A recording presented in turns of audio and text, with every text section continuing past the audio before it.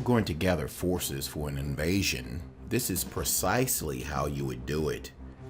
350,000 soldiers, 20,000 tanks, 2,450 warplanes, and 460 military helicopters are massing in the northern Saudi Arabia for a military exercise that is being called Northern Thunder.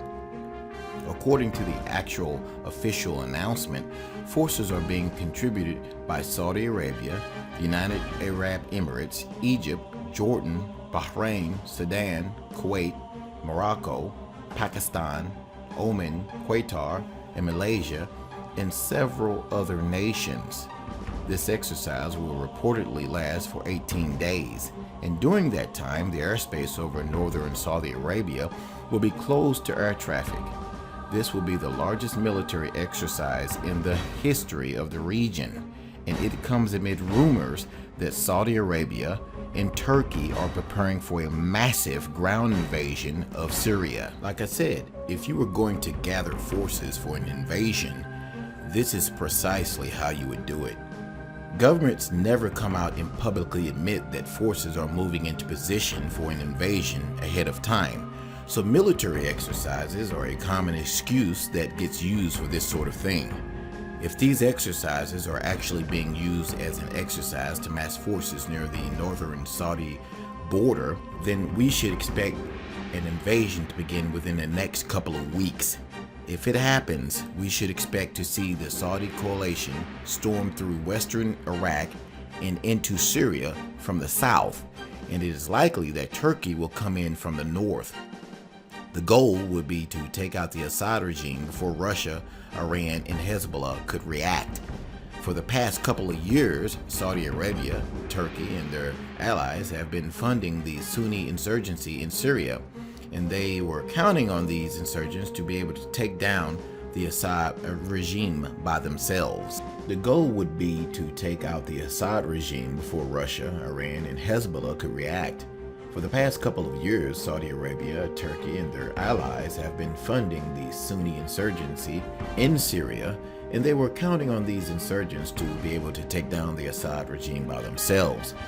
You see, the truth is that ISIS was never supposed to lose in Syria. Saudi Arabia and her allies have been funneling massive amounts of money to ISIS, and hundreds of millions of dollars of ISIS oil has been shipped into Turkey, where it is sold to the rest of the world. The major Sunni nations wanted ISIS and their other Sunni insurgent groups to take down Assad in the aftermath. Saudi Arabia and her allies intended to transform Syria into a full-blown Sunni nation. But then Russia, Iran, and Hezbollah stepped forward to assist the Assad regime. Russia air support completely turned the tide of the war, and now the Sunni insurgents are on the brink of losing. Aleppo was once the largest city in Syria, and Sunni insurgents have controlled it since 2012. But now relentless Russian airstrikes have made it possible for Syrian, Iranian, and Hezbollah ground forces to surround the city, and it is about to fall back into the hands of the Syrian government. If this happens, the war will essentially be over. Saudi Arabia, Turkey, and their allies have invested massive amounts of time, money, and effort into overthrowing Assad, and they aren't about to walk away now. If the war was to end right at this moment, a weakened Assad regime would remain in power, and Iran and Hezbollah would be the dominant powers in the country for years to come. And once Assad died, it would be certain that Iran and Hezbollah would attempt to transform Syria into a full-blown Shiite nation. This is something that Saudi Arabia and Turkey want to avoid at all costs.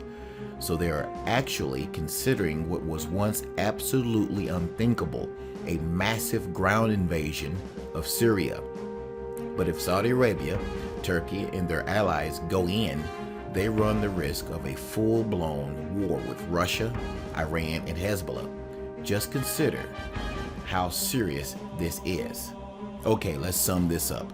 If Saudi Arabia, Turkey, and their allies are going to conduct an invasion of Syria, the most likely time for this to happen will be by the end of this month during these military exercises. If we can get to March 1st and no invasion has happened yet, perhaps we can breathe a little sigh of relief. But if it does happen, and the Russians and the Iranians decide to shoot back, it really could be the start of World War III. Now, we've been saying this on this channel for the last few years, that World War III was going to start in 2015 or 2016. If you have not been paying attention up until now, you need to start, because this really could literally change everything. This could really be the start of World War III. Stop being distracted. Pay attention to what's going on in the Middle East, because believe it or not, what happens over there will affect us over here in the United States as well. We'll keep an eye on this. Thanks for watching.